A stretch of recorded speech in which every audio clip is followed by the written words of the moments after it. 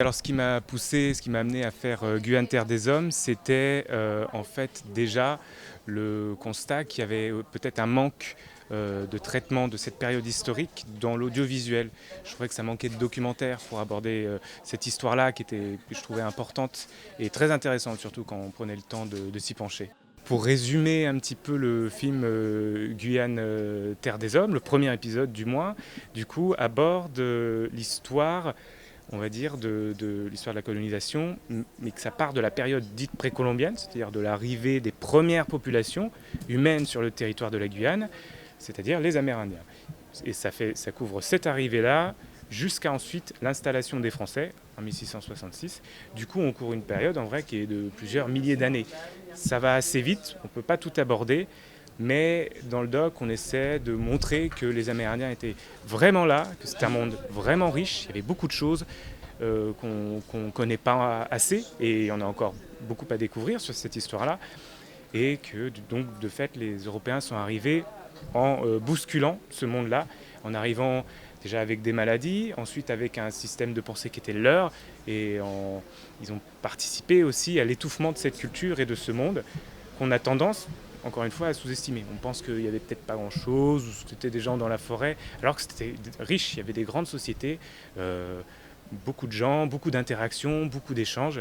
Donc c'est vraiment une richesse oui, humaine. C'est de ça dont parle le premier épisode, avec des images d'archives et des intervenants. L'écriture du projet, c'est d'abord un petit peu passé par le bouquin quand même, parce que par ma formation, c'est comme ça, je potasse un peu les livres.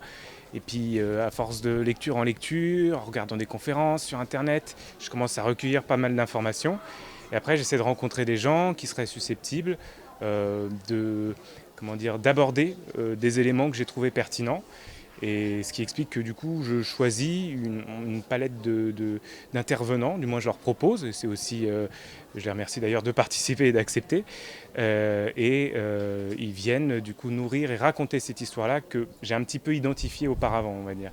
Et c'est pour ça que je m'intéresse du coup, je vais voir Yannick Leroux, je vais voir Liliane Apollinaire ou Cécile Couilloury, je vais voir des archéologues de l'INRAP, enfin ce genre de choses. Alors c'est vrai que les moments les plus forts qu'il y a eu peut-être dans la captation des entretiens, c'était avec les représentants amérindiens, Liliane Apollinaire et Cécile Couilloury, chef Yopoto du village Bellevue, qui du coup témoignent et viennent aussi prendre le contre-pied de ce que disent les historiens qui ont peut-être une approche plus européenne, on va dire. C'est-à-dire qu'ils ont un peu comme moi d'ailleurs, ils ont un peu cette approche par le bouquin ou par la théorie, tandis qu'il y a un point de vue peut-être un peu plus militant et un peu plus concerné, et de fait, puisque Cécile Courrier et Liliane Apollinaire sont amérindiennes, et témoignent avec leur vision du monde, et permettent aussi comme un espèce de garde-fou, de pas non plus s'enliser dans une vision trop européenne du truc. Et ça vient joliment compléter ce discours-là. Donc voilà, j'espère que c'était chouette de mettre un peu tout le monde en dialogue sur cette histoire. C'est difficile de se projeter. Pour l'instant, 3 épisodes, ça veut quand même dire qu'il y a encore au moins 2 ans. Et ça a été produit et accompagné par Didier Urbain, du coup, qui est producteur à 5 degrés Nord Productions, qui m'a soutenu, qui a aimé le projet, qui l'a encouragé et qui a permis que ce projet existe. D'ailleurs, je le salue au passage. Et ça a été également coproduit par Guyane Première, qui ont investi et qui ont cru aussi en ce projet. Ce qui fait qu'il y aura une diffusion très prochainement sur la chaîne. Et puis c'est grâce à tous ces gens-là que ce projet existe, eux, les intervenants et tous ceux qui ont filé un petit coup de main de près ou de loin.